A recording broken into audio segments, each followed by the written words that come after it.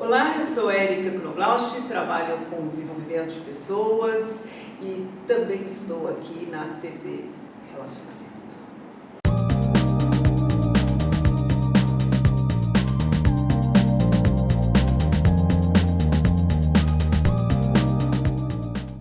Olá, internautas, nós iniciamos mais um programa Você é Top.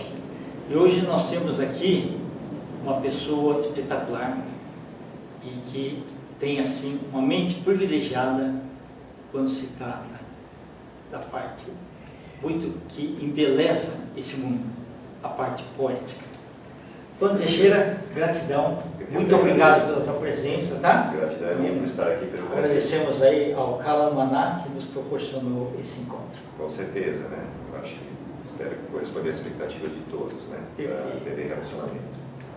Tony, queria saber onde você nasceu, vamos falar da sua trajetória, Certo. e que momento que você começou a pensar essa parte poética. Assim, a poesia é um dom, né? Você não faz uma universidade, uma faculdade para se tornar poeta. Exatamente. Se assim fosse, todos os professores de português seriam exímios poetas. Na realidade, assim, né? Tanto parte de pai e mãe, eu sou filho de português, né? Nasci aqui em São Paulo, né? Capital, mas depois os meus pais, que na época eram vivos, foram morar no Porto, no norte de Portugal. Morei lá 7, 8 anos, mais ou menos. Depois voltei para o Brasil. Mas a coisa da poesia, eu comecei a perceber assim, desde menininho, quando eu tinha aula de redação, e a professora de português dava um título. Então, assim, né, eu e meu irmão, nós estudávamos na mesma classe, a diferença entre mim e ele é de 11 meses apenas, né? E eu percebi que na redação eu dava o título aleatório, eu escrevia assim, vinha, né, fluía, eu era sempre um dos primeiros a entregar a redação. Lá ficava o meu irmão, que é olhando para cima. E o meu irmão já adora matemática, né, exatas, trabalha com computação, matemática, física, e ele falou, puxa, você já terminou? Tá. Aí, quando era o inverso a coisa, quem sofria era eu. Mas desde menino, sou da época do rádio, né? Então a televisão veio um pouquinho depois, meu pai conseguiu comprar uma televisãozinha, mas a minha mãe ouvia muito rádio. E eu comecei a perceber que eu ficava ali do lado, na sala, ela levava o rádio para a cozinha, onde ela ia, ficava com o rádio ligado, e os programas com músicas, e eu gostava de cantar, de ouvir, senti que eu tinha uma certa facilidade em memorizar as músicas, né? E aí depois começava a cantar sozinho, para mim mesmo, né? E aí eu fui percebendo, né, a minha paixão pela música, mas ainda não tinha noção do que né, da minha poesia, dessa coisa que, né, intrínseca que vem. Eu fui descobrindo depois, né, com o passar do tempo, que eu comecei a sentir a necessidade de escrever. Então, as 3 vertentes que me levam, pelo menos em relação a mim, né, sempre me autodenominando poeta. Eu preciso das 3 vertentes, né? Tudo que eu vejo, tudo que eu sinto, tudo que eu ouço. Nada disso me passa desapercebido. Com essas 3 vertentes, né, eu percebi que elas começaram a alicerçar as minhas escritas, as minhas poesias. Aí eu fui aprender, depois de uns anos, né, já comecei a desenvolver as poesias, né, não falava para meu pai nem para ninguém, né? Você escreve para você mesmo, as suas diárias. E algumas você perdeu, né? Foi em caderno antigo. Algumas ficaram. Né? Tanto que as mudanças, essas coisas assim. Sim, né? E assim, eu era criança. E você não tinha negócio de internet para guardar? Não, né? Era papel e caneta, né? Sim. Não tinha computação, não tinha computador, essas coisas. Então algumas coisas se perderam, né? No tempo, o papel amarelou, enfim. E eu também não dava essa importância, né? Escrevia, né? Não falava com meu pai, nem para minha mãe, nem para meu irmão, para a família, amigos, nada. Bom, enfim, fui guardando para mim.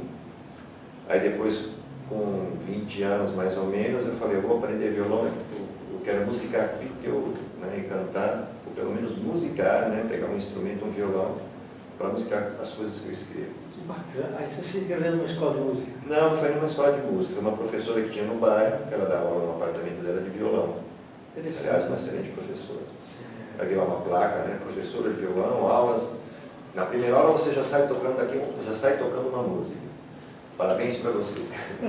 Parabéns, não. Aí eu saí de lá todo feliz, falei, nossa, agora eu vou deslanchar. Eu vou. E saiu tocando parabéns. Parabéns para você. Opa, Assim, que mais ou menos, Sim. desafinado e tal. Ela afinou o violão em casa, do percurso de lá até minha casa, o violão já desafinou um pouco, eu não tinha ouvido ainda para afinar e tal. Aí cheguei em casa, aí eu mostrei parabéns para você. Assim, não fui aplaudido, mas também não fui vaiado. E aí eu fui insistindo, fiquei mais ou menos quase 2 anos com essa professora e ela falava para mim qual que é o seu objetivo. Eu falei, olha, eu escrevo e eu quero musicar, né, aquilo que eu escrevo. Porque ela tinha um mimeógrafo e ela rodava as músicas que a gente queria de artistas conhecidos, né? Então você tinha várias opções de escolha, então pegava uma música do Djavan, da Gal, Caetano, enfim, as músicas da época, né? E a gente tinha direito a 3 músicas, então ela cifrava. Tem essas revistinhas que eu acho que existe na banca do jornal. Tinha uma violão, guitarra, violão, né? Então eu aprendi por cifra, né? Então ela cifrava ali na hora, ela tocava, gravava e eu ia para casa, ouvia, né? E depois eu com as cifras e tal, aí foi indo. Mas assim, aí eu comecei a perceber que eu não tinha o talento para isso. E aí eu falava para ela falou, olha, se você não tem o dom, não tem o talento, você pode ser um exímio violonista, mas daí você tocar, criar uma música para algo que você escreva, é um outro departamento. Talvez você não tenha, você tem que descobrir. Perfeito. Aí eu insisti até onde deu, né? Depois tocava em família, aniversário, leva o violão, tal, não sei o que, aí levava o meu caderninho com as músicas cifradas. E o parabéns também levava. Parabéns também levava. Aniversário, batizado, churrasco, chamei ele, leva o violão. Aí levava o meu caderninho, sem meu caderninho eu não conseguia memorizar as cifras, tudo, mas aí eu cantava, todo mundo brincava. Né? E aí eu parei com o violão, continuei escrevendo, e aí eu falei, puxa, eu preciso encontrar alguém, né? Tem um dom, né? Gosto de cantar, de tocar um violão, um piano, enfim.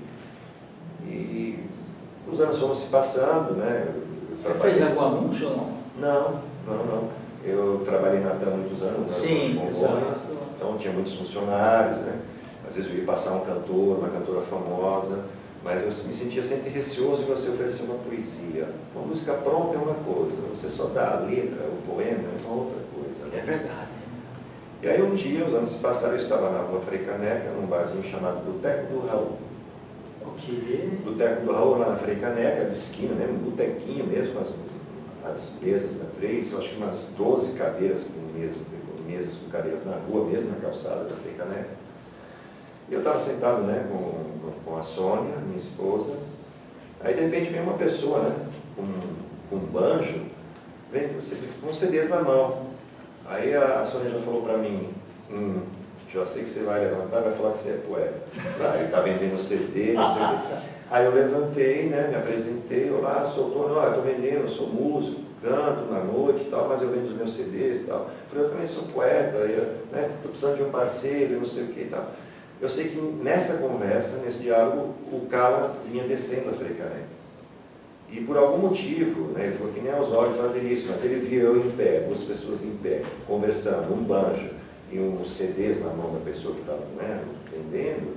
Aí ele falou, gente, tudo bem, dá licença? Oxe, eu sou o cara, eu sou músico, também já cantei na noite, sou compositor, cantor, eu toco violão e um pouco de piano, mas o violão é o meu forte. Aí nós trocamos o celular. Aí depois, acho que de uns 2 meses, nós fizemos o primeiro contato. Aí passei algumas poesias, a gente conversou pelo celular. A primeira que a gente fez, que eu passei o primeiro poema para ele, né, foi Minha Essência, que foi a nossa primeira música, inclusive está no YouTube, né, nosso primeiro vídeo. Parabéns. Obrigado. Bacana. Então você vê, tem coisas meio inexplicáveis, né?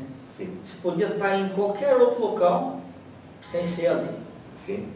E o cara podia também estar em outro lugar totalmente diferente, mas aquelas circunstâncias que deram certo. Mas ele me falou uma coisa interessante, né, que depois eu fui pesquisar, até então, que me era desconhecida, a sincronicidade de Jung. Nossa, sim, é verdade. Ali ocorreu exatamente a sincronicidade de Jung. Tinha que ser, eu tinha que estar lá, ele tinha que estar ali, é um fato único, singular e que não se repete. E foi isso, o universo conspirou a nosso favor, hoje nós estamos juntos aí há uns 4, 5 anos mais ou menos, né? Batalhando, nós temos um acervo musical, né, já considerável, né? Não somos presos a um estilo só, a gente tem samba, bossa nova, blues, né? E a qualquer momento ele vai aparecer aí nas mídias, nas rádios, na TV, né? Sim, Fazendo perfeito. shows aí em casa de espetáculos, né? Porque qual é o interesse, qual é o desejo meio dele, né? É contagiar o maior número de almas e corações. E a música ela proporciona isso. É bom encontrar o propósito de vida. Com certeza, com certeza. Sensacional. E a poesia, assim, né? É engraçado. Já me perguntaram, mas puxa, como que acontece? Como que vem a inspiração? Não tem dia, não tem hora, não tem data, não tem local. Tomando banho no chuveiro, no metrô. Eu estava vindo de Salvador, de avião, Natan, inclusive, de Salvador para São Paulo, para Congonhas, e de repente começou a vir umas ideias e tal. Eu falei para a comissária, e eu estava sem caneta, sem papel. Ela falou, né, me chamei, ela falou, pois não, o senhor está bem? Eu falei, não estou, eu preciso de um papel e uma caneta, mas agora, serve um guardanapo? Porque eu não tenho folha de papel, pode ser qualquer coisa. Ela me deu um guardanapo e uma caneta, né? E aí, no próprio avião em voo mesmo, eu escrevi parte de um poema, né? Interessante, que bom. Não, mas é importante, porque pode não vir mais aquele trecho. Não, a inspiração ela vem, as ideias vêm, se você não escrever ali na hora, pelo menos as ideias, o esboço, você acaba perdendo, né? Perfeito. Então, às vezes vem a poesia toda, vem uma frase, nós temos uma música aí, o Cala, o Woodstock, né? E eu estava no metrô, e, né, aquela coisa do Woodstock e tal, não sei o quê. Quero a liberdade do Woodstock, a mistura do que eu trago no samba com o teu rock. Puxa. Quero a liberdade no metrô, o metrô lotado, ele assim com a mão. Quero a liberdade do Woodstock, a mistura do que eu trago no samba com o teu rock. E veio a melodia também. Não, a melodia é tá, certo. só a letra, parte da letra. Okay. Aí eu cheguei em casa, eu estava sem caneta no metrô, eu falei, senhor, eu preciso de um papel e uma caneta. Ele falou, já sei, é alguma coisa a ver com poesia. Eu falei, estava no metrô e veio essa frase, né? Quero a liberdade do Woodstock, a mistura do que eu trago no samba com o teu rock. Aí escrevi e tal, deixei. Às vezes a poesia sai inteira, às vezes sai pela metade, às vezes não sai, então você esquece, deixa de lado. Aí passa um tempo, você retoma e vem. Né? E aí você fala, pode me perguntar, quando você entende que a sua poesia, o seu poema está concluído, quando a minha alma se aquieta. Ok. Esse é o meu parâmetro. Não, isso é Eu maravilhoso. leio, a minha alma se aquietou, aí eu passo para o cara. Porque aí você já tem assim o equilíbrio do senso crítico. Exatamente, a autocrítica, é isso, a minha alma se aquietou. Eu leio, releio, eu não canto, mas eu tenho uma voz boa para declamar. Então, normalmente eu mando para ele, às vezes, declamar. Eu pego uma música instrumental de fundo, né? Às vezes, aí eu declamo o poema e mando para ele. Ou então, às vezes, só o poema declamado. E aí, essa lapidação quem dá, em termos de música e de canto, divinamente, maravilhosamente, é o cara normal. Ô Tony, você lembra de cabeça alguma que dá para você declamar agora? Lembra, pode ser. Por favor. Fechar. Então, vamos lá, falar Esquina de um Sonho. Né? Tem É um nome algumas... bonito, Esquina de um Sonho. Esquina de um Sonho, né? E ela, comecei fazendo uma plataforma de metrô também. Então, vamos lá, Esquina de um Sonho. Naquela noite me fingi amando, me vesti cantando como quem vai te ver.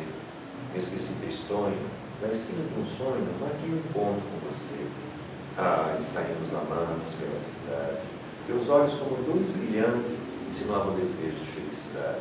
Sozinho entrei num lugar qualquer, como se estivesse ao meu lado mulher. Celebrei e brindei nosso vinho. E dançamos tanto, até nossos corpos ficarem mansos, os carinhos lentos e sedentos naquele canto.